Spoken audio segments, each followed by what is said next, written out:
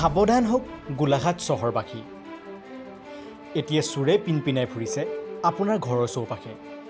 কেতিয়াবা যদি ভঙা চিঙা লোহা টিন বিচৰাৰ অজুহাতত, আকৌ কেতিয়াবা পাচলি বেপাৰীৰ নামত চোৰ যায় গৃহস্থৰ ঘৰলৈ।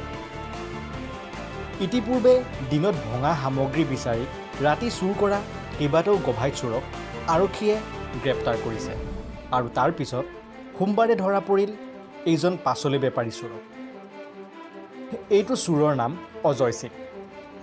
এওঁ 5জনীয়া চোৰৰ গেঙৰ সহায়ত লকডাউনৰ সময়ত গোলাঘাটৰ বিভিন্ন স্থানত পাচলি বিক্ৰী কৰিছিল আৰু ঘৰে ঘৰে গৈ চোৰৰ স্থান নিৰ্ধাৰণ কৰি সংঘটিত কৰিছিল বাইক চুৰি। এই গেংটোৱে যোৰহাট আৰু গোলাঘাটত বাইক চুৰি কৰি ডিমাপুৰলৈ বিক্ৰী কৰিছিল। যোৱা 9 ছেপ্টেম্বৰত গোলাঘাটৰ 5 আলিত চুৰি হোৱা এখন বাইকৰ অনুসন্ধানত আৰক্ষীয়ে কৰায়ত্ব কৰিছিল কুখ্যাত চোৰ অজয় সিঙক। গোলাঘাটৰ এটা ভাড়াঘৰত থাকি এইজনে বাইক চুৰি কৰাৰ পিছত ধৰা পৰাত আৰক্ষীয়ে চোৰটোক লৈ বাইক উদ্ধাৰৰ বাবে ডিমাপুৰলৈ নিলে যদিও চোৰটোৱে আৰক্ষীকো বিপথে পৰিচালিত কৰিলে আৰু উভতাৰ পথত চোৰটোৱে থোৰামুখৰ ওচৰত পুলিচৰ গাড়ীৰ পৰা পলায়নৰো বিফল প্ৰচেষ্টা কৰিছিল। এই গভাই চোৰ অজয় সিং মাজে সময়ে জেলৰ আলহী হৈয়ে থাকে। জেলৰ পৰা ওলোৱাৰ পিছত পুনৰ আৰম্ভ কৰে চৌৰ্যবৃত্তি।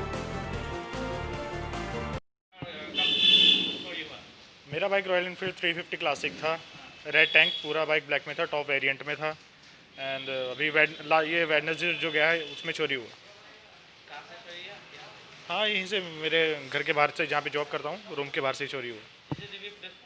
सीसीटीवी फुटेज था, पुलिस ने अभी चोर को पकड़ भी लिया, वो थाना में है और उसको रिमांड पे लिया। देन बताया उसने कि बाइक को उसने सेल कर दिया दीमापुर में। तो अभी पुलिस, चोर पकड़ा गया तो शायद बाइक नहीं मिला अभी नहीं, बाइक तो अभी नहीं मिला, बट अभी चोर पकड़ा गया तो एक खौफ है कि शायद बाइक मिल जाए। ताला तोड़ के ले गए?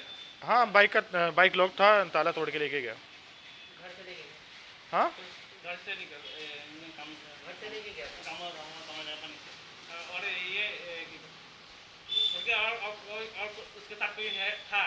हाँ, एक लड़का और था बाहर में, वो स्कूटी से आया था, अंदर वो अकेला आया था, हेलमेट उसने कवर किया हुआ था फेस में। कहाँ से पकड़ा था बोला पुलिस ने? पुलिस ने बताया कि गोलाघाट से पकड़ा गया। नाम क्या है? গোলাঘাটৰ পৰা জয়প্ৰসাদ গুপ্তা ৰিপৰ্ট, NES 24/7 লাইভ।